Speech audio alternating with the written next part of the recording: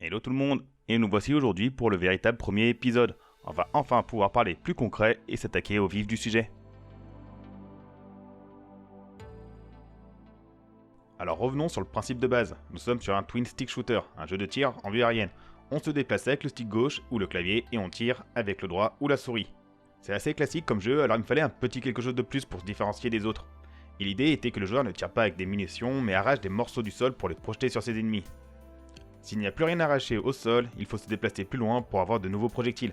L'idée est de rendre impossible de camper dans un coin et abattre les ennemis qui nous arrivent dessus. Et j'ai donc commencé à prototyper cette idée, de façon la plus sommaire possible. Un joueur, une map et des ennemis qui spawnent pour pourchasser le joueur. Pour simuler les plaques au sol qui se font arracher, j'ai créé des pyramides avec un code couleur, blanc pouvant être utilisé, bleu à portée du joueur et gris déjà utilisé. Après chaque tir, la pyramide la plus proche se consomme mais ne peut plus être utilisée. Une fois que toutes les pyramides bleues ont été utilisées, le joueur doit se déplacer vers un endroit avec encore des pyramides disponibles. Alors ça, c'est la théorie. La pratique, c'est plus compliqué. En plus de cette mécanique, je voudrais avoir des ennemis qui ne sont pas juste des cibles indépendantes, mais une véritable nuée qui vient s'écraser sur le joueur. Et on arrive au cœur du problème. Après plusieurs essais et ajustements, je me suis rendu compte que la mécanique d'arracher des plaques au sol, eh bien, elle ne sert à rien. S'il y a beaucoup d'ennemis, le joueur doit naturellement fuir et garder la distance. Le seul moment où il n'y a pas assez de plaques au sol à arracher, c'est quand il y a peu de cibles.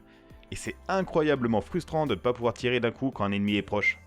Et me voici confronté à l'une des premières lignes de conduite, Fail Fast. Ce système de munitions via le sol ne fonctionne pas. Si je dois forcer le joueur à bouger, c'est pour récupérer des bonus ou s'écarter du danger. Pas uniquement avoir le droit de jouer.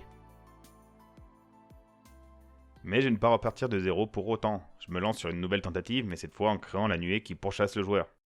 En utilisant les composants de base d'Unity, j'arrive à faire qu'un nombre élevé d'ennemis pourchasse le joueur, mais on est loin de cette sensation de nuée qui déferle sur le joueur au point de ne plus voir le sol.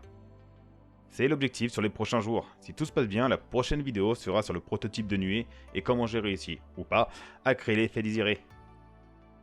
Et sur ce, je vous dis à la prochaine.